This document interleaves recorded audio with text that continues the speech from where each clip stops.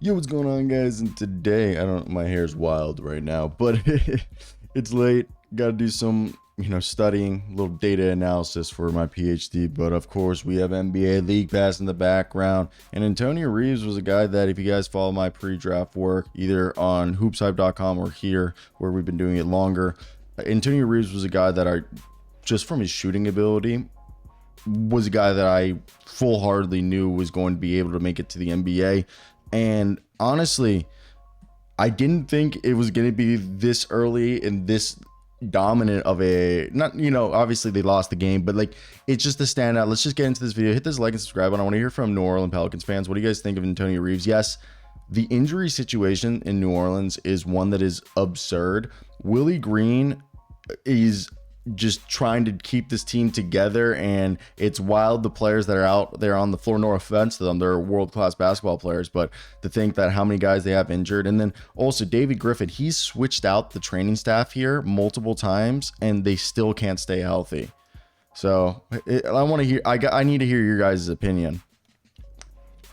So what do I think of this? I think Antonio Reeves, the way he's came in as an undrafted rookie and missed obviously an injury riddled season, Reeves has been able to kind of showcase what he can do. Had a career high 34 points game against the Cleveland Cavaliers. And yes, obviously it was a loss, but I think this should be a bright spot in what has been a somewhat disappointing start to a 4-12 season, that you can't be overtly mad about performance, but it's more so like the health of the team. So let's just talk about him and what this could mean. And I think the Pelicans season, as you guys know, has been marred by injuries, a myriad of one to their players: Zion Williamson, Brandon Ingram, CJ McCollum, DeJounte Murray. And in the midst of these setbacks, Reeves came in and seized his moment off the bench against the Cavaliers, going 14 of 25 from the field, 4 of 12 from three. He's a three-point shooter, and he only hit 25% of his threes, which is wild. And the thing is he accounted for nearly a third of the Pelicans scoring in that game.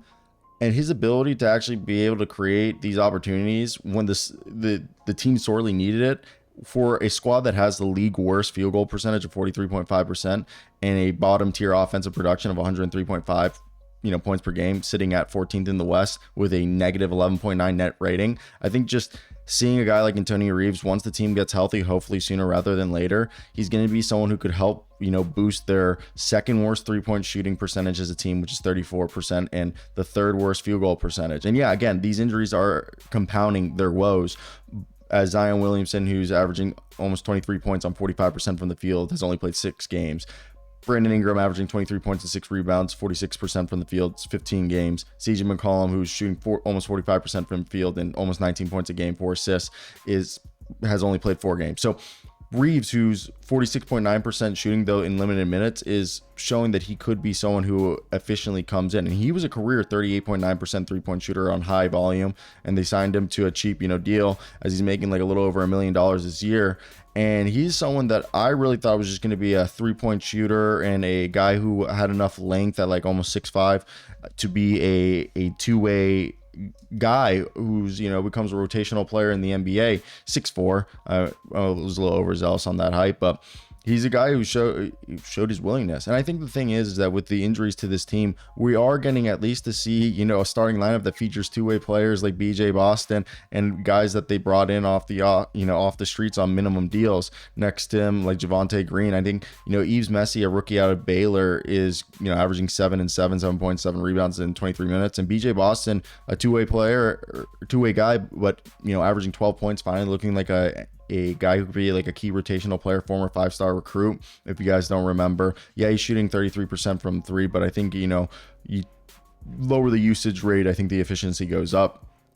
And for me, I think Antonio Reeves is just a natural fit for Willie Green's like philosophy as a coach, which I think over the years it's been exhibited by his wanting of players who give high level effort on both sides of the ball, have either enough size or willingness to play multiple positions, as I think Reeves you can classify as a swingman. play, the big two or, small wing, and also guys who have the next man mentality, guys who are willing to step up into the role. And I think Green shows, he values guys like Antonio Reeves who are going to play under pressure, going to be able to contribute multiple facets of the game. And I think Reeves is showing that he can be a guy like that who's, whether it's scoring or just spacing the floor, just trying to make the smart pass to help his team, he's going to be a guy who's going to be a reliable option for this team. And once, they start to get the team healthy, I think they'll focus on Reeves to be more, develop defensively and be able to impact not only on offense, but be an impact player in defense within the team scheme. And as right now, we know the injuries are forcing the Pelicans to rely on the depth, but I think having a guy like Reeves seizing the opportunity is going to be good when you get into there. And this is just another example of GM David Griffin having a knack for uncovering hidden gems through, the pre-draft process. We've seen it with Jose Alvarado. We've seen it with Herbert Jones, and just either late draft picks or undrafted free agents. And Reeves, who went undrafted this past offseason, is a guy that's just amplifying that. And I think that's a huge thing. So I do like the team that they have here. So just to wrap this up, as we're kind of just going on a rant right here, I think the Pelicans 4-12. I know it looks bad right now. They're only 8 games away from 500. It's very doable. The injuries are allowing them, to work with, experiment lineups and find combinations that work.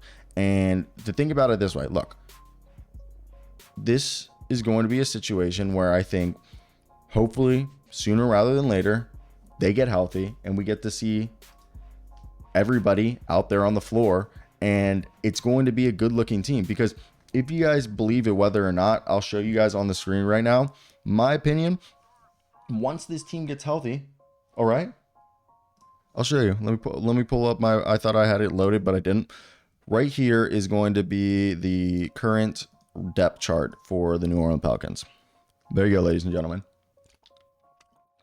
I know they have Alfred Payton, who they signed off the street today, and I don't know why Alfred Payton is listed at small forward. This is for my work at Hoops Hype, so just ignore the positional ranking of the positioning right there. But did